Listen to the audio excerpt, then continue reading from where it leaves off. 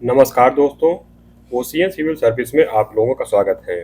हम लोग यूपीएससी के मेंस के क्वेश्चन को सॉल्व कर रहे हैं, जिसमें से इस समय हम लोगों का जो है जीएस पेपर फर्स्ट में आधुनिक भारत का इतिहास चल रहा है।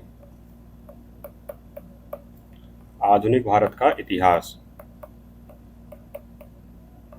ठीक है। और ये हम लोगों का वीडियो नंबर 9 यानी कि लेक्चर नंबर 9 है। सिलेबस के हिसाब से देखें तो इसमें हम लोगों का जो है जो टॉपिक चल रहा है उसमें क्या क्या शामिल है। इसमें जो है 1757 ईस्वी से 1947 ईस्वी तक जो है महत्वपूर्ण घटनाएं हैं, व्यक्तित्व हैं और जो है मुद्दे हैं, ठीक है। तो इसी से संबंधित हम लोग जो है प्रश्न को सॉल्व कर रहे हैं। तो चलिए सबसे पहले देखते हैं प्रश्न को, उसके बाद एक एक करके प्रश्न को जो है सॉल्व करेंगे। पहला प्रश्न है कि भारतीय राज्य सरकारों पर जो है ब्रिटिश प्रभुत्व की स्थापना था विकास के मुख्य अवस्थाओं की मुख्यतः बेलेजली था डलहौजी के संदर्भ में जो है व्याख्या कीजिए। यानी कि ब्रिटिश प्रभुत्व की स्थापना कैसे होती है और उसका जो है विकास कैसे होता है, इसको जो है बेलेजली और डलहौजी के संदर्भ में बताना है। मतलब इनका योगदान जो है किस प्रकार था, कि मतलब इन्होंने ब्रिटिश सरकार की स्थापना करने में और उसका विकास करने में जो है कौन कौन सी महत्वपूर्ण भूमिका निभाते हैं, ठीक है। प्रश्न नंबर 2 है कि 18वीं सदी में भारत में विनिर्माण की स्थिति पर और उत्तरकालीन भी औद्योगिकीकरण पर जो है एक संक्षिप्त टिप्पणी लिखी है। यानी कि इसमें ये चीज बताना है कि मतलब जब अंग्रेजी शासन स्थापित होता है उसके पहले भारत में विनिर्माण की स्थिति कैसी थी, और उसके बाद जब कंपनी का शासन स्थापित हो जाता है उसके उसके बाद जो है जो भी औद्योगिकरण होता है वो मतलब कैसे होता है, इसी पर जो है टिप्पणी करना है।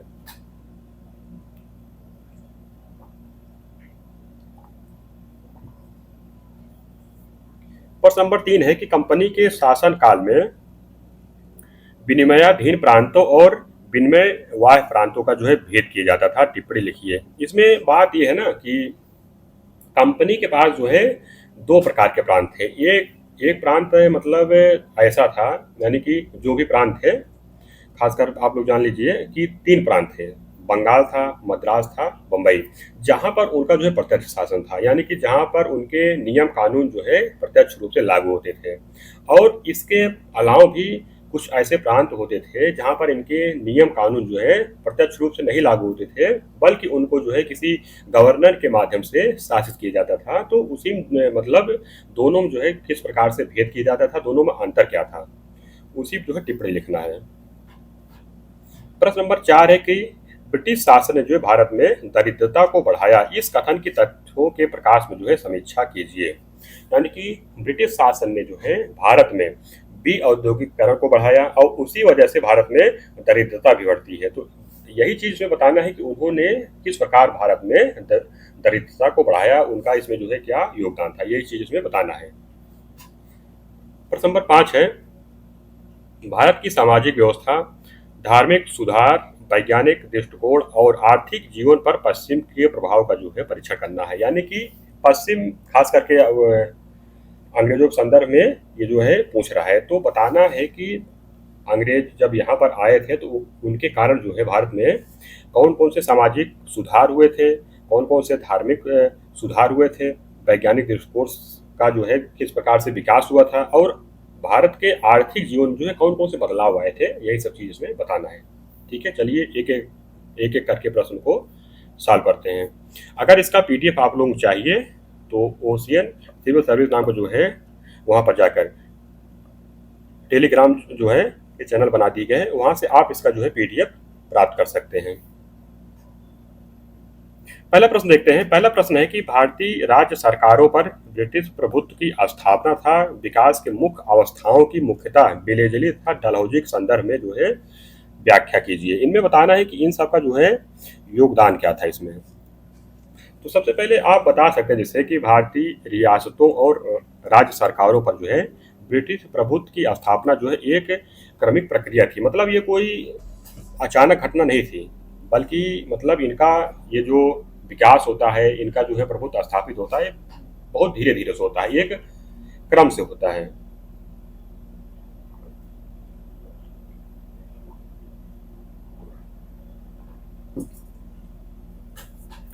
जो समानता के लिए संघर्ष से शुरू होकर जो है अधीनस्थ लगाव और अंततः जो है अधीनस्थ संघ के चरणों से गुजरी।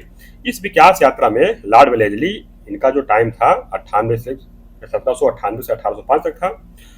लॉर्ड डलहौजी 1848 से 56 के काल जो है सबसे महत्वपूर्ण अवस्थाओं जो है प्रतिनिधित्व करते हैं। समानता के लिए संघर्ष का क्या मतलब है? पहले इनको जो है समानता नहीं प्राप्त थी, मतलब व्यापार में इनके साथ जो है भेदभाव होता था। जब जो है मुगल सम्राटों का जो है शासन था, इन्होंने पहले समानता के लिए संघर्ष किया, भैया हमको भी बराबर जो है मौका दिए जाए, क्योंकि प्रारंभ में ये जब आए थे तो वहाँ पर जो है अरब यात्रियों का बोलबाला था, तो इनके साथ भेदभाव होता था। तो पहले इन्होंने क्या किया कि समानता के लिए संघर्ष किया, बाद में क्या हुआ कि इन्होंने ही इस पर जो है नियंत्रण कर लिया। तो यही जो इनके जो है चरण है, ठीक। और सबसे पहले देखते हैं इसमें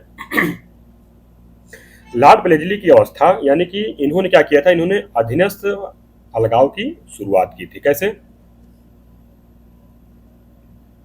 वेलेस्ली का मुख्य उपकरण जो था सहायक संधि प्रथा थी। इस अवस्था में जो है भारतीय राज्यों की संप्रभुता को जो है शांतिपूर्ण तरीके से छीना गया, यानी कि उनसे कोई प्रत्यक्ष रूप से युद्ध नहीं किया गया था, ठीक है। उन्होंने क्या किया कि धीरे धीरे उनके शांतिपूर्ण तरीके से, यानी कि साम दाम दंड भेद, यानी कि कहीं कहीं पर इनके द्वारा जो है युद्ध भी किया गया था। जैसे मराठों के साथ इन्होंने मतलब युद्ध किया था, द्वितीय आंग्ल मराठा युद्ध तो इन्हीं समय हुआ था। उसके बाद चतुर्थ आंग्ल मैसूर भी जो हुआ था इन्हीं समय हुआ था। तो इन्होंने क्या किया था कि धीरे धीरे क्या करके साम दाम दंड भेद लगाकर जो है भारतीय राज्यों पर जो है नियंत्रण स्थापित किया था। उसके बाद जब इन्होंने सहायक संधि प्रथा को मतलब जब लागू कर दिया, तो उसमें प्रावधान था कि इसके तहत भारतीय राजाओं को जो है अपने राज्य में एक ब्रिटिश सेना रखनी पड़ती थी और उसका खर्च जो है उठाना पड़ता था। राजा जो है अपने दरबार में एक ब्रिटिश रेजिडेंट रखने और अपनी विदेश नीति जो है अंग्रेजों को सौंपने के लिए मजबूर थे, ठीक है। इसका मतलब यह है कि इस संधि को स्वीकार करने वाले भारतीय जो राजा होते थे उनको जो है अपने राज्य में एक ब्रिटिश सेना रखनी पड़ती थी, जिसका खर्च जो है खुद उठाते थे, ठीक है। और उनके दरबार में जो है एक रेजिडेंट भी रहता था, जो कौन होता था? ब्रिटिश ही होता था, ठीक। और ये बिना अंग्रेजों की अनुमति के जो है किसी अन्य विदेशी या मतलब इसे भारत में अन्य राज्यों से जो है संबंध नहीं रख सकते थे, ठीक। इसके माध्यम से उन्होंने जो है हैदराबाद 1798 में, मैसूर जो है 1799 में, और जो है तंजौर पर भी, ठीक है। यहाँ पर आप लिख सकते हैं 1799 में ही। इसके बाद अवध 1801 में, पेशवा 1802 में। किसके माध्यम से? बसीन की संधि के माध्यम से, बसीन की संधि के माध्यम से, ठीक है। इसके अलावा आप जैसे पेशवा भी हो गए, और जो है भोसले को भी इन्होंने सहायक संधि के माध्यम से अपने नियंत्रण में ले लिया था, और सिंधिया को भी।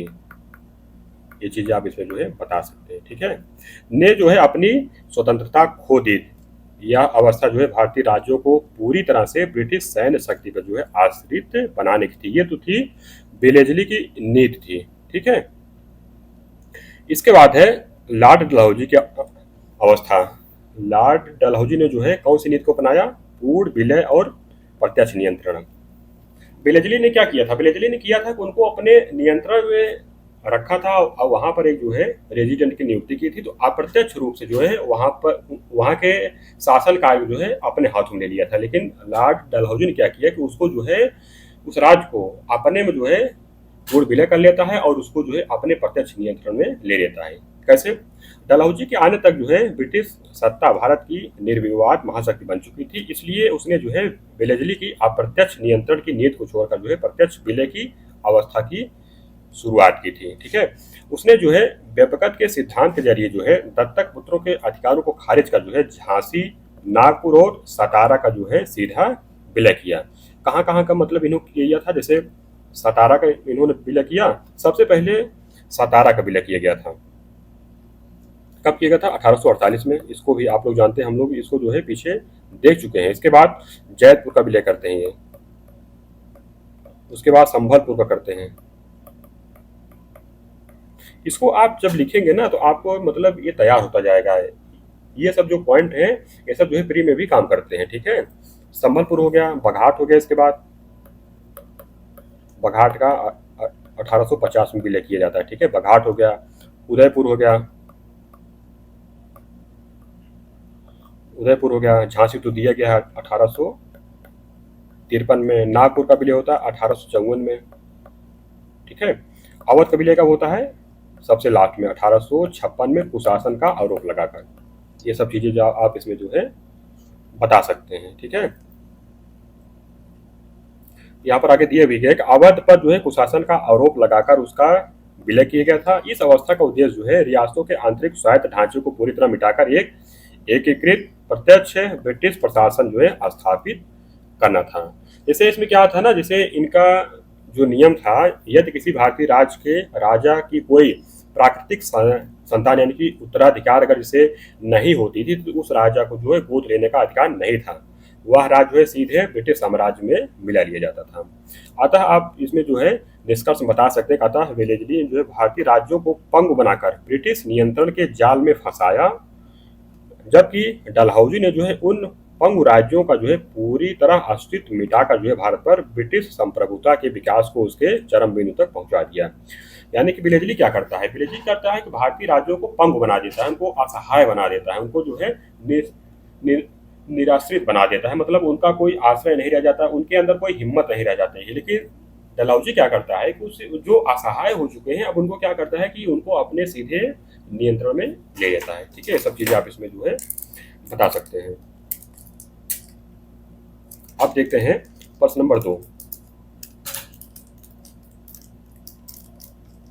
प्रश्न नंबर 2 है कि 18वीं सदी में भारत में विनिर्माण की स्थिति पर और उत्तरकालीन औद्योगिकीकरण पर जो है एक संक्षिप्त टिप्पणी लिखना है। इसमें बताना है कि 18वीं सदी में जब जो है मुगलों का शासन था, यानी कि जब अंग्रेजों का शासन जो है पूर्ण रूप से स्थापित नहीं हुआ था, तब जो है व्यापार, वाणिज्य, विनिर्माण की क्या स्थिति थी, और उत्तर काल में जब अंग्रेजों का शासन स्थापित होता है तब जो है उसमें क्या बदलाव आता है, यही सब चीजें इसमें जो है बताना है।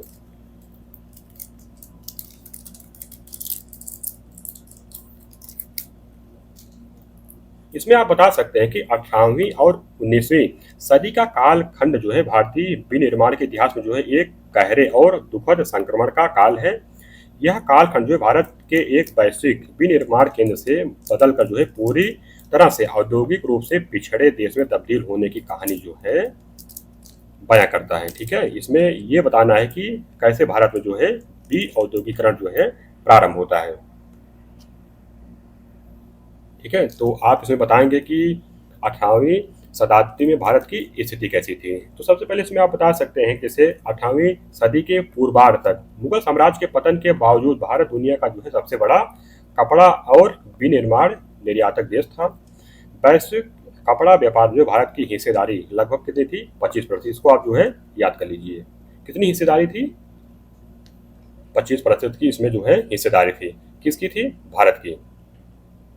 ठीक है, उसके बाद इसमें जो है कौन कौन से जो है निर्माण होते थे, आप इसको ही बताएंगे। जैसे बंगाल का मलमल हो गया, चंदेरी और छीट के जो है कपड़े हो गए, लाहौर के हथियार हो गए, और कालीकट का जो है कैलिको कपड़ा पूरी दुनिया में जो है प्रसिद्ध था।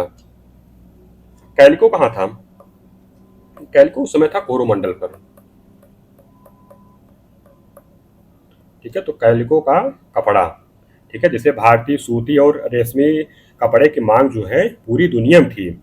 और यहाँ पर जो है बंगाल, खास करके यहाँ पर आप दिखा सकते हैं ढाका भी, क्योंकि ये मूल रूप से जो है ढाका फेमस था। तो बंगाल का मलमल हो गया, ये सब जो है चंदेरी और छीट के कपड़े हो गए, ये सब जो है दुनिया भर में प्रसिद्ध थे।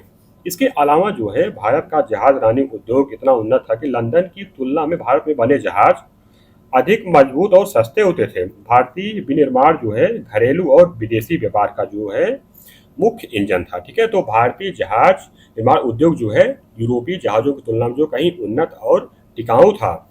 ब्रिटेन के लोग जो है भारतीय सागौन से बने जहाजों को जो है प्राथमिकता देते थे, यानी कि वे भी जो है भारत से जहाज खरीद कर जो है व्यापार करते थे। उसके बाद आगे क्या होता है? उत्तरकालीन भी औद्योगिकरण की प्रक्रिया जो है प्रारंभ होती। कैसे? 18वीं सदी के उत्तरार्ध में, यानी कि जब प्लासी युद्ध होता है उसके बाद, और विशेषकर जो है 19वीं सदी में जो है ब्रिटिश शासन की स्थापना के साथ ही जो है इस समृद्ध विनिर्माण ढांचे का जो है तेजी से पतन हुआ है। इस प्रक्रिया को जो है औद्योगिकरण जो है कहा जाता है। इसके मुख्य आयाम जो है निम्नलिखित है। इसमें जो है दो पार्ट बताया गया है। पहला पार्ट बताया गया है प्लासी के युद्ध के बाद, एक तो हो गया। दूसरा बताया है कि 19वीं सदी में मतलब उसके प्रारंभ में जब जो है ब्रिटेन में क्या होता है, औद्योगिक जब क्रांति होती है। ठीक है, एक तो जो है प्लासी के युद्ध के बाद यहाँ पर उनका जो है शासन स्थापित होने लगता है, पहली चीज। दूसरा चीज होता है कि वहां पर जब औद्योगिकरण होता है, यानी कि वहां पर जब औद्योगिक क्रांति होती है, वहां पर जो है बने बनाए माल की जो है एक बाढ़ आ जाती है। और जब बाढ़ आ जाती है तो उसी के साथ साथ उनको जो है कच्चा माल भी चाहिए था। तो उसी के परिणाम स्वरूप यहाँ पर जो है भी औद्योगिकरण जो है प्रारंभ होता है। जैसे मशीन बनाम हस्तशिल्प। ब्रिटेन की औद्योगिक क्रांति के कारण जो है मशीनों से बने सस्ते कपड़े जो है भारतीय बाजारों में लाए गए और भारत के पारंपरिक दस्तकार और बुनकर जो है अपनी पारंपरिक तकनीकों के साथ जो है इन मशीनों को गति और कम लागत का मुकाबला नहीं कर सके। गति मतलब ये है कि वहां पर जो निर्माण होता था, जो कपड़े बनते थे, जो भी चीजें बनाई जाती थी, बहुत तेजी के साथ बनाई जाती थी। यानी कि एक घंटे में अगर 50 कपड़े वहां पर बन रहे हैं तो भारत में एक घंटे में मात्र जो है एक या दो ही कपड़े बन पाते थे। तो वहां से माल जो आ रहे थे ज्यादा मात्रा में आ रहे थे और वे माल जो बने होते थे मशीन से वो बहुत सस्ते होते थे। तो उनका मुकाबला जो है भारत के दस्तकार, बुनकर, शिल्पकार ये जो है नहीं कर पाते हैं। ठीक है, इसके बाद क्या होता है, इसके बाद होता है भेदभावपूर्ण राजकोषीय नीतियां लागू की जाती है। अंग्रेजों ने जो है ब्रिटिश निर्मित माल के लिए जो है मुक्त बाजार और भारतीय माल के लिए प्रतिबंधित बाजार की नीति अपनाई। भारतीय विनिर्मित वस्तुओं पर जो है ब्रिटेन में भारी टैक्स लगाकर जो है उनके निर्यात को पूरी तरह से जो है बंद कर दिया गया। जैसे ब्रिटिश सरकार ने जो है ब्रिटेन में निर्मित मशीन के सामानों को जो है भारत में बिना किसी टैक्स के आने दिए, मतलब उस पर कोई जो है टैक्स नहीं लगता था, जिससे भारतीय बाजार जो है सस्ते ब्रिटिश कपड़ों से जो है पट जाता है। और वहीं दूसरी तरफ क्या होता है कि भारतीय कपड़ों पर जो है ब्रिटेन में कितना टैक्स लगाया जाता है, लगभग 70 से 80% तक जो है टैक्स लगा दिया जाता है। ठीक है, तक जो इस पर जो है आयात शुल्क लगा दिया जाता है। इससे जो है जो भारतीय सामान थे वो ब्रिटेन के बाजार में जो है बहुत महंगे हो जाते हैं। ठीक है, ये सब। और इसमें ये चीज आप ये भी बता सकते हैं कि ब्रिटेन का औद्योगिकरण भी बता सकते हैं, ये पॉइंट पढ़ा किसी में। ठीक है, यानी कि 18वीं सदी के उत्तरार्ध में जो है ब्रिटेन में भाप से चलने वाली मशीनें आ जाती हैं और मैनचेस्टर के मिल जो है चालू हो जाते हैं। भारतीय जुलाहे जो है हाथ से काम करते थे, जो मशीनी उत्पादों की गति और कम लागत का जो है मुकाबला नहीं कर पाते हैं। आप जो है इसको चाहे तो आप इसी वाले पॉइंट में जो है बता सकते हैं या फिर जो है मतलब अलग से भी पॉइंट दे सकते हैं। इसके बाद नगरों का पतन होता है। औद्योगिक केंद्रों के नष्ट होने के कारण जो है ढाका, मुर्शिदाबाद और सूरत जैसे समृद्ध विनिर्माण शहर जो है उजड़ गए। शहरों की आबादी जो है तेजी से घटने लगती है और लोग जो है आजीविका के लिए जो गाँव की ओर पलायन करने लगते हैं। ठीक है, जैसे नगरों के पतन के साथ साथ क्या होता है ना कि शाही दरबारों का भी अंत होता है। जैसे बेलोजली और डलहौजी की नीतियों के कारण जो है अभी हम लोगों ने देखा ऊपर, जब भारतीय रियासतें और राजा जो है समाप्त हो गए ना, तो पारंपरिक विलासिता के जो सामान होते थे, जैसे रेशम का जो सामान होता था, जो कपड़ा होता था, वो ज़्यादातर जो है राजा महाराजा नवाब प्रयोग करते थे। ठीक है, जैसे रेशम हो गया, नक्काशीदार हथियार हो गए, आभूषण हो गए, तो इनको जो है राजकीय संरक्षण मिलता था, वो अब पूरी तरह से समाप्त हो जाता है। ठीक है, और इसी के साथ साथ जो है जो वहाँ से मशीन के बने बनाए सामान आते हैं, उसी के साथ साथ यहाँ का जो कच्चा माल होता है उसको जबरदस्ती यहाँ से उठा करके जो है ब्रिटेन में निर्यात कर दिया जाता था। जैसे अंग्रेजों ने जो है भारतीय किसानों को जो है कपास, नील और रेशम उगाने के लिए जो है मजबूर करते थे वो। ठीक है, निष्कर्ष में आप बता सकते हैं संक्षेप में 18वीं सदी में जहां भारत विनिर्माण के क्षेत्र में आत्मनिर्भर और गौरवशाली था, वहीं ब्रिटिश भी औद्योगिकरण की नीतियों ने जो है 19वीं सदी के अंत तक भारत को जो है पूरी तरह से कृषि पर आश्रित एक जो है कंगाल उपनिवेश बना दिया।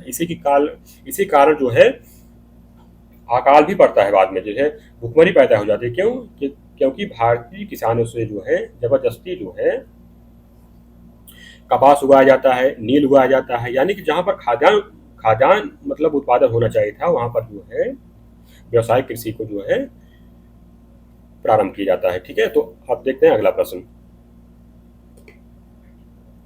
अगला प्रश्न है कि कंपनी के शासन काल में जो है विनियमाधीन प्रांतों और विनिमयवाह प्रांतों को जो है भेद किया जाता था, टिप्पणी लिखी। यानी कि इसमें बताना जो भेद किया जाता था वो भेद जो है किस प्रकार से होता था। जैसे बता सकते हैं इसमें कि ईस्ट इंडिया कंपनी के शासन काल के दौरान जो है प्रशासनिक सुगमता और नियंत्रण के लिए जो है ब्रिटिश भारतीय क्षेत्रों को दो मुख्य श्रेणियों में जो है विभाजित किए गया था। कौन कौन से? विनिमयाधीन प्रांत और विनिमयवाह प्रांत में। यह विभाजन जो है ब्रिटिश औपनिवेशिक प्रशासन के लचीलेपन और विभिन्न क्षेत्रों की विशिष्ट सामाजिक राजनीतिक परिस्थितियों के प्रति जो है उनके दृष्टिकोण को दर्शाता है। जैसे ब्रिटिश शासनकाल के दौरान जो है भारत के प्रशासनिक क्षेत्रों को समझने के लिए जो है यहाँ पर जो है दो प्रकार के वर्गीकरण होते थे। जैसे इसमें और भी चीजें जैसे बता सकते हैं आप कि जैसे नियम के अधीन प्रांत कौन कौन थे, जहाँ पर उनका जो है प्रत्यक्ष नियंत्रण था। जैसे ये वे प्रांत थे जो ब्रिटिश नियंत्रण में सबसे पहले आए थे, मतलब जहाँ पर इनका जो है सबसे पहले जो है शासन स्थापित होता है। जैसे यहाँ पर बताएंगे आप, ये कंपनी जो है सबसे पुराने और पूर्णतः स्थापित क्षेत्र थे। जैसे बंगाल हो गया, मद्रास हो गया, बॉम्बे प्रेसिडेंसी हो गई। इन प्रांतों की जो है मुख्य विशेषताएं निम्नलिखित थी। मतलब यहाँ पर जो है शासन कैसे चलता था, यहाँ शासन जो है पूरी तरह से ब्रिटिश संसद द्वारा पारित रेगुलेटिंग एक्ट्स और चार्टर अधिनियमों के कड़े नियमों के अनुसार जो है चलाया जाता था। यहाँ नागरिक प्रशासन और न्यायपालिका जो है पूरी तरह अलग अलग थी। यानी कि यहाँ का जो प्रशासन था, न्याय था ना, वो पूरी तरह से व्यवस्थित था। यहाँ पर जो है औपचारिक जो है कानून लागू होते थे। इन प्रांतों में जो है संहिताबद्ध कानूनों का सख्ती से पालन किया जाता था और यहाँ केवल जो है अनुभवी सिविल सर्वेंट्स को ही जो है प्रशासनिक पदों पर जो है नियुक्त किया जाता था। दूसरा क्या था? दूसरा था जो है विनिमयवाह प्रांत। ये जो है वे क्षेत्र थे जिन्हें कंपनी ने बाद में जीता था। यानी कि पहले यहाँ पर इनका जो है शासन नहीं होता था, इन्होंने जो है उसको बाद में जीता था। और बाद में जीता था, कहीं पर जो है युद्ध के माध्यम से जीता था, कहीं पर जो है सहायक संधि को लागू करके जीता था, कहीं पर जो है व्यपकत का सिद्धांत लागू करके जीता गया था। तो ये जो है बाद में आया था, मतलब इनके नियंत्रण में। यहाँ पर जो है इनका प्रत्यक्ष शासन नहीं होता था, बाद में जीता था। या जो है रणनीतिक और जनजातीय रूप से जो है संवेदनशील थे। जैसे पंजाब हो गया, असम हो गया, मध्य प्रांत और सिंध हो गया। ठीक है, यहाँ क्या होता था? तो यहाँ जो है सामान्य ब्रिटिश नियमों को जो है लागू नहीं किया जाता था, बल्कि स्थानीय परिस्थितियों के अनुसार जो है नियम बनाए जाते थे। प्रशासनिक शक्तियों का जो है अत्यधिक केंद्रीकरण होता था। केंद्रीकरण मतलब इसलिए होता था यहाँ पर कि ये जो है इनके प्रत्यक्ष नियंत्रण तो थे नहीं कि जहाँ पर कानून व्यवस्था जो है बहुत अच्छी तरह से जो है चलाई जा सके। तो इनको क्या करता था, मतलब जो है एक ही व्यक्ति की नियुक्ति की जाती थी। वो जो है कलेक्टर भी होता था, कमिश्नर भी होता था, गवर्नर भी होता था। आवश्यकता पड़ने पर वो जो है सभी कार्य करता था बारी बारी से। ठीक है, तो जिला कलेक्टर या डिप्टी कमिश्नर के पास जो है कार्यकारी, न्यायिक और सैनिक जो है सभी शक्तियां केंद्रित होती थी। इन क्षेत्रों में अक्सर जो है सैन्य अधिकारियों को भी जो है प्रशासनिक कार्यों में नियुक्त किया जाता था। जैसे पंजाब में जॉन लॉरेंस का प्रशासन, इसका उद्देश्य था नवविजित क्षेत्रों में किसी भी विद्रोह को जो है तुरंत कुचलना और शांति बनाए रखना था। ठीक है, जैसे इन प्रांतों का जो प्रमुख गवर्नर होता था, वो जो है गवर्नर नहीं होता था, बल्कि एक जो है चीफ कमिश्नर था। ठीक है, यहाँ शासन चलाने के लिए जो है सैन्य और असैन्य अधिकारियों जो है एक मिश्रित तंत्र होता था। मतलब कोई अलग अलग अधिकारी नहीं होते थे यहाँ पर। ठीक है, जिसका आप बता सकते हैं कथा या भेद जो है दर्शाता है कि कंपनी ने भारत पर मजबूत पकड़ बनाए रखने के लिए जहां पुराने क्षेत्रों में कानूनी औपचारिकता अपनाई, यहाँ पर यानी जहां पर जो है औपचारिक कानून लागू होते थे, वहीं नए और संवेदनशील क्षेत्रों में जो है केंद्रीकृत और दमनकारी प्रशासनिक स्वायत्तता को उन्होंने जो है प्राथमिकता दी। जैसे विनिमयवाह प्रांतों में आप बताएंगे और भी आप जैसे बता सकते हैं कि इन प्रांतों में जो है कलेक्टर की नियुक्ति होती थी। यहाँ पर हम लोग देखा डिप्टी कमिश्नर, ये जो दोनों जो है एक ही व्यक्ति होते थे। ठीक है, इनके पास जो है जो शक्तियाँ होती थी बहुत असीमित शक्ति होती थी, ठीक है। वही जो है टैक्स भी वसूलता था, वही जो है जज भी होता था, वही जो है पुलिस भी होता था, ठीक है। ये सब चीज़ें आप इसमें बता सकते हैं।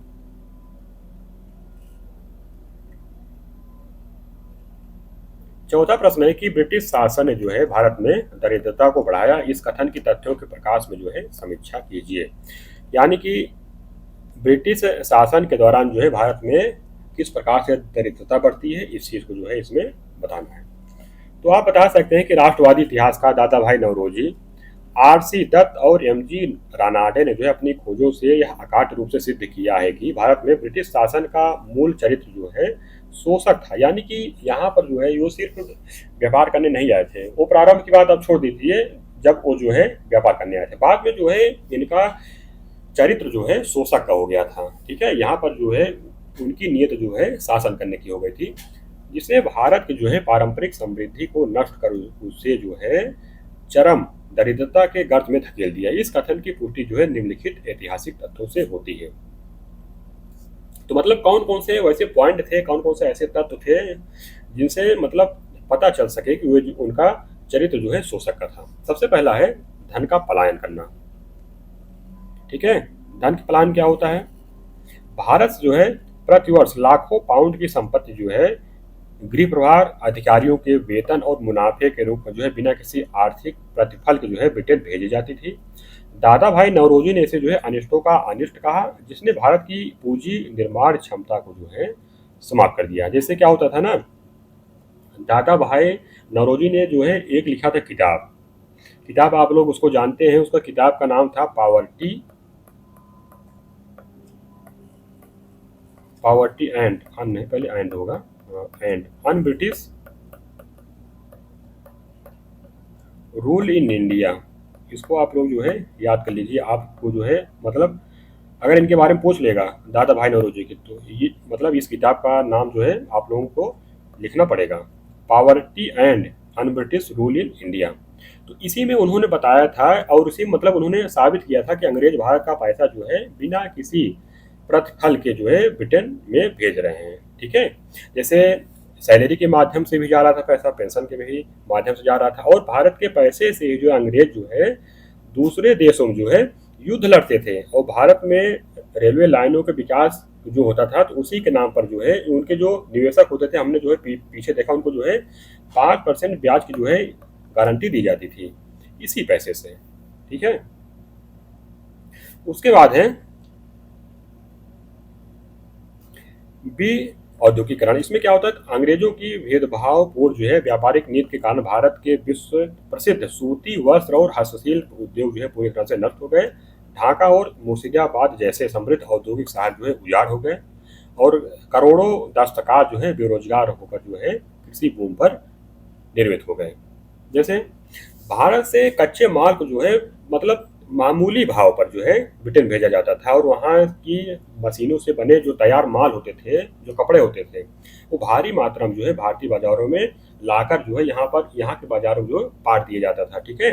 इससे क्या हुआ, भारत के करोड़ों जो जुलाहे थे, दस्तकार थे, बुनकर थे, शिल्पकार थे, ये जो है रातों रात क्या होते हैं, बेरोजगार हो जाते हैं, ठीक है। जब इनके पास कोई काम ही नहीं बचता है तो वो क्या होता है, पहले ये जो ना शहर में रहते थे, तो जब इनके पास वहाँ पर कोई काम ही नहीं बचा तो ये कहाँ गए, फिर गांव की तरफ भागे।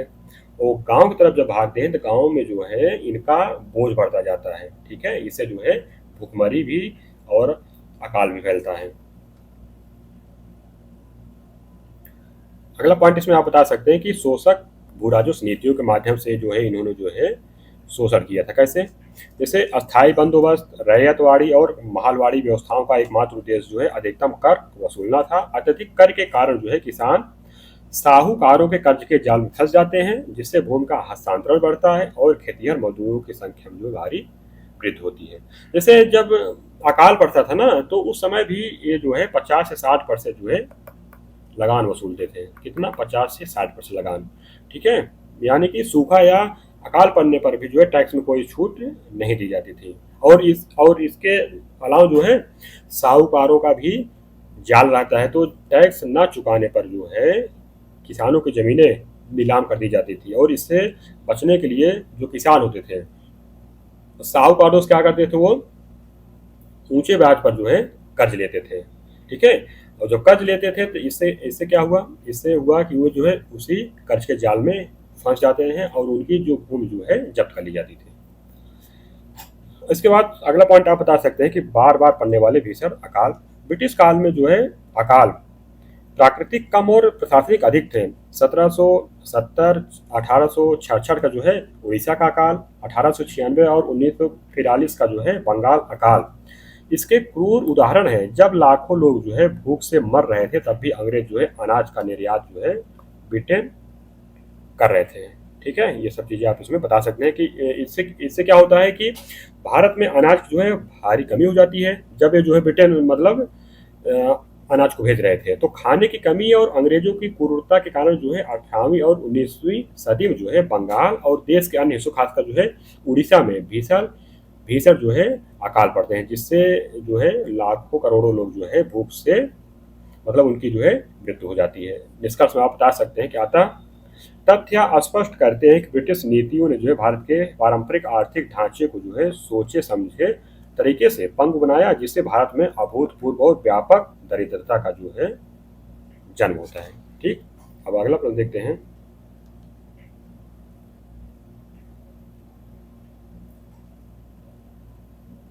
अगला प्रश्न यानी कि प्रश्न नंबर 5 है, भारत की सामाजिक व्यवस्था, धार्मिक सुधार और वैज्ञानिक दृष्टिकोण और आर्थिक जीवन पर जो है पश्चिम के प्रभाव का परीक्षण करें।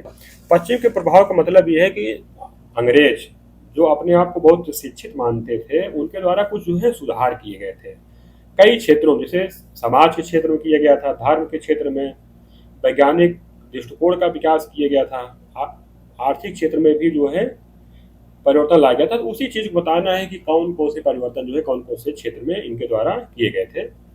तो सबसे पहले आप इसे बता सकते हैं कि 19वीं और 20वीं शताब्दी में पाश्चात्य संस्कृति, शिक्षा और ब्रिटिश शासन के संपर्क में आने से जो है भारतीय समाज के हर आयाम पर जो है गहरा और व्यापक प्रभाव पड़ा। यह प्रभाव जो है कई मायनों में जो है शोषक था तो कुछ मायनों में जो है प्रगतिशील भी सिद्ध होता है। यानी कि अगर इसके कुछ नकारात्मक भी प्रभाव थे तो इसके जो है थोड़े बहुत सकारात्मक भी जो है प्रभाव थे। इसी चीज को इसमें बताना है कि कौन कौन से सकारात्मक जो है प्रभाव पड़ते हैं। पहला हम लोग बता सकते हैं इसमें कि सामाजिक व्यवस्था पर जो है क्या प्रभाव पड़ता है। तो पश्चिमी विचारों जैसे स्वतंत्रता, समानता और मानवतावाद ने जो है भारत की पारंपरिक जाति आधारित और रूढ़िवादी सामाजिक व्यवस्था को जो हिला दिया। यानी कि उस समय फ्रांस में हो गया, अमेरिका में हो गया, वहाँ पर जो है स्वतंत्र थे, यहाँ पर वहाँ पर जो है नए नए विचारों का जन्म हो रहा था। वहाँ पर जो है स्वतंत्रता, समानता, मानववाद को जो है प्रमुखता दी जा रही थी। भारत में क्या था, उसमें पारंपरिक जाति व्यवस्था थी, वहाँ पर जाति आधारित जो है भेदभाव हो रहा था। रूढ़िवादी सामाजिक व्यवस्था जो है व्याप्त थी, यानी कि समाज में ऊंच नीच, ठीक है, छुआछूत वाह आडंबर व्याप्त था। सती प्रथा, बाल विवाह और फीमेल इन्फेंटिसाइड यानी कि जो है कन्यावध, आप इसको कह सकते हैं कन्यावध जैसी कुप्रथाओं के खिलाफ जो है सामाजिक चेतना जागृत होती है। पाश्चात्य शिक्षा के कारण जो है भारत में एक आधुनिक मध्यम वर्ग का उदय हुआ जिसने रूढ़िवादिता को चुनौती दी। ठीक, ये तो हुआ समाज के क्षेत्र में कौन कौन से सुधार हुए थे। धर्म के क्षेत्र में जो है कौन कौन से हुए थे सुधार, तो ईसाई मिशनरियों की गतिविधियों और पश्चिमी आलोचनात्मक दृष्टिकोण के जवाब में जो है भारतीयों ने अपने धर्मों का तार्किक परीक्षण शुरू कर दिया। यानी कि उन्होंने देखना शुरू कर दिया कि हमारे धर्म में क्या जो है अंधविश्वास है, क्या वह आडंबर है, उसको उन्होंने देखना प्रारंभ किया और उसका जो है उन्होंने निष्कर्ष निकालना शुरू किया कि क्या सही है कि गलत है। ठीक है, इसके परिणाम स्वरूप जो है ब्रह्म समाज, आर्य समाज और रामकृष्ण मिशन जैसे सुधार आंदोलनों का जो है जन्म हुआ, जिन्होंने मूर्ति पूजा, बहुदेववाद और छुआछूत का विरोध कर जो है धर्म को सरल और प्रासंगिक बनाया। यानी कि इस समय जो है कई संप्रदाय उभर कर आते हैं, जैसे ब्रह्म समाज हो गया, आर्य समाज हो गया, रामकृष्ण मिशन हो गया, ये सब जो है धार्मिक सुधार आंदोलन से ही आए थे। ठीक है, इन्होंने जो है मूर्ति पूजा का विरोध किया, बहुदेववाद का विरोध किया, छुआछूत का विरोध किया, जात प्रथा का विरोध किया, ऊंच नीच का विरोध किया। ठीक है, और धर्म को जो है सरल और प्रासंगिक बनाने पर जो है जोर दिया। इसके बाद है वैज्ञानिक दृष्टिकोण का विकास। इसमें कि अंग्रेजी शिक्षा की शुरुआत के कारण जो है भारतीय युवाओं का परिचय जो है आधुनिक आधुनिक यूरोपीय विज्ञान, तकनीक और तर्कशास्त्र से हुआ। अंधविश्वास के स्थान पर जो है कार्य कारण संबंध को महत्व मिलने लगा। इसके कारण जो है जगदीश चंद्र बसु, सीवी रमन और प्रफुल्ल चंद्र राय जैसे आधुनिक भारतीय वैज्ञानिकों की जो है पीढ़ी तैयार हुई। हम लोगों ने पीछे देखा था, जब हम लोग पढ़ रहे थे मध्यकालीन भारत के इतिहास संबंधित प्रश्न को, जो हम लोग जब साल पढ़ रहे थे, तो वहाँ देखा था कि जैसे मुगल के जो शासक होते थे वो जो है अंधविश्वास को मानते थे। यानी कि जो उस समय यूरोप से कोई वैज्ञानिक यंत्र आता था, कोई वैज्ञानिक खोज होती थी, तो उस पर वो ध्यान नहीं देते थे। उनको लग रहा था कि ये मतलब किसी व्यक्ति द्वारा मतलब जैसे नहीं बनाया गया है, खोज नहीं किया गया है, बल्कि जो है एक अजूबा है, मतलब ऐसे ही आ गया है ऐसे, ठीक है। तो उस पर जो है ध्यान नहीं देते थे, मतलब उनके अंदर जो है अंधविश्वास था। इसके बाद आर्थिक जीवन पर प्रभाव पड़ता है कैसे? आर्थिक क्षेत्र पर जो है पश्चिम का प्रभाव जो सबसे अधिक विनाशकारी रहा। भारत की आत्मनिर्भर ग्रामीण अर्थव्यवस्था जो है नष्ट हो गई। पारंपरिक हस्तशिल्प के पतन यानी कि औद्योगिकीकरण से बड़े पैमाने पर जो है गरीबी बढ़ी, भूमि का जो है व्यापारीकरण हुआ और भारत जो है पूरी तरह वैश्विक पूंजीवाद बाजार का जो है एक औपनिवेशिक हिस्सा बन जाता है। यानी कि जो है आर्थिक जीवन पर जो प्रभाव पड़ता है वो मतलब सकारात्मक नहीं होता है, वो जो है नकारात्मक होता है। निष्कर्ष के रूप में आप बता सकते हैं कि पश्चिम के प्रभाव ने जहां आर्थिक के रूप से भारत को पंगु बनाया, वहीं बौद्धिक और सामाजिक रूप से जो है उसे एक आधुनिक राष्ट्र के रूप में जागृत होने की वैचारिक पृष्ठभूमि भी जो है प्रदान की। यानी कि आप इसमें बताएंगे कि आर्थिक रूप से जो है नकारात्मक प्रभाव पड़ते हैं, लेकिन उसी के साथ साथ जो है सामाजिक रूप से, धार्मिक रूप से जो है और वैज्ञानिक रूप से, बौद्धिक रूप से जो है उनका जो है भारत के ऊपर जो है सकारात्मक प्रभाव पड़ता है।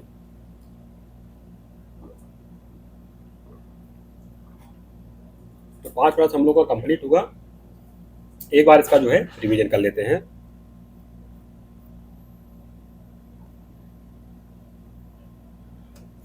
पहला प्रश्न था कि भारतीय राज्य सरकारों पर जो है ब्रिटिश प्रभुत्व की स्थापना तथा विकास की मुख्य अवस्थाओं की मुख्यतः बेलेजली तथा डलहौजी के संदर्भ में व्याख्या कीजिए। सबसे पहले आप इसमें बताएंगे कि बेलेजली का इसमें क्या योगदान था। तो सीधे हम लोग पॉइंट पे आते हैं कि बेलेजली ने क्या किया था। बेलेजली का मुख्य उपकरण था सहायक संधि प्रथा। इसी के माध्यम से उन्होंने जो है भारतीय राज्यों की संप्रभुता को छीना और उनके राज्य में जो है एक ब्रिटिश सेना को रख दिया, ठीक है। उसका खर्च उसको जो है स्वयं उठाना पड़ता था और उनके राज्य में जो है यानी उनके दरबार में एक जो है रेजिडेंट भी रख दिया जाता था और उनकी विदेश नीति को जो है अंग्रेजों द्वारा अपने नियंत्रण में ले लिया जाता है। और इसी के माध्यम जो है हैदराबाद का विलय होता है, तंजौर को होता है, मैसूर को होता है, अवध को होता है, पेशवा को होता है, ठीक है, भोसले को होता है और सिंधिया को। लॉर्ड डलहौजी ने क्या किया? लॉर्ड डलहौजी ने ये किया कि उनको जो है जो राज्य पंगु हो गए थे, जो अप्रत्यक्ष नियंत्रण में थे, उनको जो है पूरी तरह से अपने नियंत्रण में ले लेता है। कौन कौन से? जैसे हमने कहा झांसी थे, नागपुर थे, सतारा था, अवध है, बघाट है, ठीक है, उदयपुर है, जयपुर है, संबलपुर है, ठीक है। ये सब चीजें आप इसमें जो है बता सकते हैं।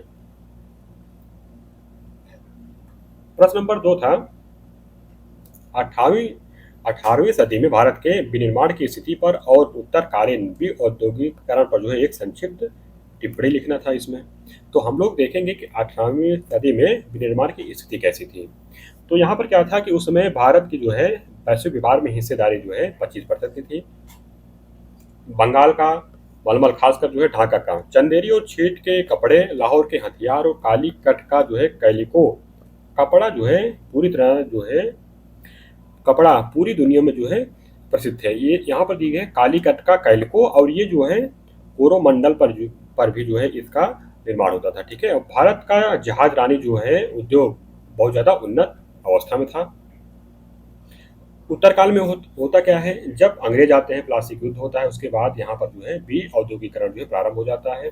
मशीन बनाम हस्तशिल्प हो जाता है, ठीक है। आप लोग जानते हैं, हमने बताया था कि जब औद्योगिक क्रांति होती है तो वहाँ का बना बनाया माल जो है भारतीय बाजारों में पाट दिया जाता है और भारत के जो माल होते थे वो जो है महंगे साबित हो जा रहे थे। जब महंगे साबित होते थे तो उनको कोई लेता नहीं था, ठीक है। इससे वो जो है पूरी तरह से बेरोजगार हो गए। भेदभावपूर्ण राजकोषीय जो है नीतियां लागू की जाती थी, यानी कि भारत के जो सामान होते थे उस पर जो है लगभग 70 से 80% जो है निर्यात शुल्क लगा दिया जाता था, ठीक। नगरों का पतन हुआ। जब नगरों का पतन हुआ तो शहरों की आबादी जो है तेजी से घटती है और लोग आजीविका के लिए गांव की ओर जो है पलायन करने लगते हैं। हमने बताया था कि राजा महाराजा जब जो है अंग्रेजों के नियंत्रण में आ जाते हैं तो उनकी सेना जो है भंग हो जाती थी, और जो वहाँ भी जो है आर्थिक रूप से जो है वो बहुत जो है नकारात्मक प्रभाव पड़ता है। तो इससे जो है भारतीय सामानों की मांग मांग जो होती थी उनके दरबार में, उसकी भी कमी हो जाती है। प्रश्न नंबर 3 था, कंपनी के शासन काल में जो है विनियमाधीन प्रांतों और विनिमय बाह्य प्रांतों का भेद किया जाता है। सबसे पहले आप इसमें बताएंगे कि उस समय जो है विनिमयाधीन प्रांत कौन कौन से थे। बंगाल था, मद्रास था, बॉम्बे प्रेसिडेंसी था। यहाँ पर जो शासन चलता था, जो नियम कानून चलता था, वो जो है ब्रिटिश संसद द्वारा पारित रेगुलेटिंग एक्ट्स और चार्टर अधिनियम के माध्यम से चलता था। यहाँ पर जो है नागरिक प्रशासन और न्यायपालिका पूरी तरह से अलग अलग थी। कानूनों का जो है सख्ती से पालन होता था। यहाँ पर जो है केवल अनुभवी सिविल सर्वेंट को ही जो है प्रशासनिक पदों पर नियुक्त किया जाता था। विनिमय वाह्य प्रांत कौन कौन से थे, जिन पर जो है मतलब इनका नियंत्रण बाद में आता है और बिल्कुल जो है अप्रत्यक्ष नियंत्रण आता है। आप ऐसे समझिए, जैसे पंजाब हो गया, असम हो गया, मध्य प्रांत हो गया और सिंध हो गया। यहाँ पर जो है ब्रिटिश नियमों को जो है लागू नहीं किया जाता था, बल्कि स्थानीय परिस्थितियों के अनुसार जो है वहाँ पर नियम बनाए जाते थे। यहाँ पर जो है जिला कलेक्टर या डिप्टी कमिश्नर के पास जो है सारी शक्तियाँ होती थी, जैसे कार्यकारी शक्ति हो गया, ठीक है, न्यायिक शक्ति हो गया, सैनिक शक्तियाँ जो है केंद्रित होती थी। और यहाँ पर जो है जो भी अधिकारी नियुक्त होता था उसके पास जो है असीमित अधिकार होते थे। ऐसा नहीं कि वो जो है न्याय के लिए किसी दूसरे अधिकारी से पूछेगा, टैक्स वसूलना है तो किसी दूसरे अधिकारी से पूछेगा, युद्ध करना है तो किसी दूसरे, नहीं, उसका ये सब जो कार्य थे वो जो है एक ही अधिकारी के नियंत्रण में होता था। वो जो है सभी निर्णय जो है अपने विवेक से ही लेता था। ठीक है। चौथा प्रश्न था कि ब्रिटिश शासन ने जो भारत में दरिद्रता को बढ़ाया कैसे। सबसे पहले होता है धन का पलायन। भारत का जो धन होता है, लाखों पाउंड जो है, वो जो है जो संपत्ति होती है, गृह प्रभार यानी कि होम चार्ज और अधिकारियों के वेतन, मुनाफा, पेंशन आदि के रूप में जो है बिना किसी आर्थिक प्रतिफल के जो है ब्रिटेन भेजा जा रहा था। दादा भाई नौरोजी ने इससे क्या कहा था, अनिष्टों का अनिष्ट है। उनके द्वारा एक लिखी गई पुस्तक कौन सी, poverty and un British rule in India, उसी के माध्यम से इन्होंने इसको बताया था। बी औद्योगिकरण होता है। अंग्रेजों की भेदभावपूर्ण व्यापारिक नीति के कारण जो है भारत के विश्व प्रसिद्ध सूती वस्त्र, हस्तशिल्प उद्योग जो पूरी तरह से नष्ट हो गए। ढाका और मुर्शिदाबाद जैसे समृद्ध औद्योगिक शहर उजाड़ हो गए और करोड़ों दस्तकार जो है बेरोजगार होकर कृषि पर निर्भर हो गए। शोषक भू राजस्व नीतियां लागू की जाती हैं, जैसे अस्थायी बंदोबस्त, रैयतवाड़ी, महलवाड़ी। जब अकाल भी पड़ता था तो उसे जो है 50 से 60% जो है भू राजस्व की वसूली होती थी, जिससे क्या करते थे ये जो है कर्ज लेने के लिए जो है साहूकार के जाल में फंस जाते हैं। तो इन बाद में क्या होता था, इनकी जो है भूमियां जो होती थी वो जब्त कर ली जाती थी। इसके बाद बार बार पड़ने वाली भीषण अकाल, इनके समय में जो है 1770 और 1866 का जो है उड़ीसा का अकाल हो गया, और 1896 और 1943 का बंगाल का अकाल हुआ। इससे जो है लाखों करोड़ों लोग जो है मारे जाते हैं, और इसके बाद भी अंग्रेजों द्वारा जो है अनाज ब्रिटेन में जो है भेजा जा रहा था। ठीक है, सब चीजें आप इसमें बताएंगे। पांचवा प्रश्न, भारत की सामाजिक व्यवस्था, धार्मिक सुधार, वैज्ञानिक दृष्टिकोण और आर्थिक जीवन पर जो है पश्चिम के प्रभाव का जो है परीक्षण करें। सबसे पहले यहाँ पर आप बताएंगे कि सामाजिक व्यवस्था पर जो है क्या प्रभाव पड़ता है। तो इसमें जो है जैसे उस समय वहाँ पर जो है स्वतंत्रता का सिद्धांत, समानता का सिद्धांत और मानवता का सिद्धांत जो है आ चुका था। तो उसी के माध्यम से भारत की पारंपरिक जाति आधारित और रूढ़वादी सामाजिक व्यवस्था को जो इन्होंने हिला दिया। सती प्रथा हो गया, ठीक है, सती प्रथा हो गया, बाल विवाह हो गया, फीमेल इन्फेंटिसाइड जैसी कुप्रथाओं के खिलाफ जो है सामाजिक चेतना का विकास होता है। ठीक है, और इसी के परिणाम स्वरूप होता है कि भारत में आधुनिक मध्यम वर्ग का उदय होता है। धार्मिक सुधार के क्षेत्र में क्या होता है, जैसे जो मध्यम वर्ग भारत में आता है उन्होंने क्या किया कि अपने धर्म का जो है तार्किक रूप से जो है परीक्षण करना जो है प्रारंभ कर दिया। तो इसी के परिणाम स्वरूप जो है ब्रह्म समाज, आर्य समाज और रामकृष्ण मिशन जैसे सुधार आंदोलनों का जो है जन्म होता है, जिन्होंने मूर्ति पूजा, बहुदेववाद और छुआछूत का विरोध कर जो है धर्म को सरल और प्रासंगिक बनाया। इसके बाद जो है वैज्ञानिक दृष्टिकोण का विकास होता है, जैसे भारतीय युवाओं पर जो है यूरोपीय विज्ञान, तकनीक और तर्कशास्त्र का जो है प्रभाव पड़ता है, उससे जो है उनका परिचय होता है। अंधविश्वास के स्थान पर जो है कार्य कारण संबंध को महत्व मिल लेना। कार्य कारण मतलब है कि ऐसा नहीं, जैसे कोई चीज होती थी तो पहले क्या होता था, भारतीय उसको मान लेते थे कि ऐसा है, होना ही था इसलिए हो गया, कारण का पता नहीं लगाते थे कि ये ऐसा क्यों हुआ। तो बाद में क्या हुआ कि अंधविश्वास के स्थान पर जो है कार्य कारण संबंध का जो है विकास होता है। इसके कारण जो है जगदीश चंद्र बसु, सीवी रमन और प्रफुल्ल चंद्र राय जैसे आधुनिक भारतीय वैज्ञानिकों की जो है पीढ़ी तैयार होती है। इसके बाद आर्थिक जीवन पर जो है क्या प्रभाव पड़ता है, तो आर्थिक क्षेत्र पर जो है पश्चिम का जो प्रभाव पड़ता है सबसे अधिक विनाशकारी था। भारत की आत्मनिर्भर ग्रामीण अर्थव्यवस्था जो है नष्ट हो गई। पारंपरिक हस्तशिल्प के पतन यानी कि औद्योगिकीकरण से जो है बड़े पैमाने पर गरीबी बढ़ी। भूमि का जो है व्यापारीकरण होता है और भारत जो है पूरी तरह वैश्विक पूंजीवादी व्यापार का जो है एक औपनिवेशिक हिस्सा बन गया। ठीक है, निष्कर्ष में आप बता सकते हैं कि पश्चिम के प्रभाव ने जो है जहां आर्थिक रूप से भारत को पंगु बनाया, वहीं बौद्धिक और सामाजिक रूप से उसे जो है एक आधुनिक राष्ट्र के रूप में जागृत होने की वैचारिक पृष्ठभूमि भी प्रदान की। इस तरह से हम लोग का जो है 5 प्रश्न कंप्लीट हुआ।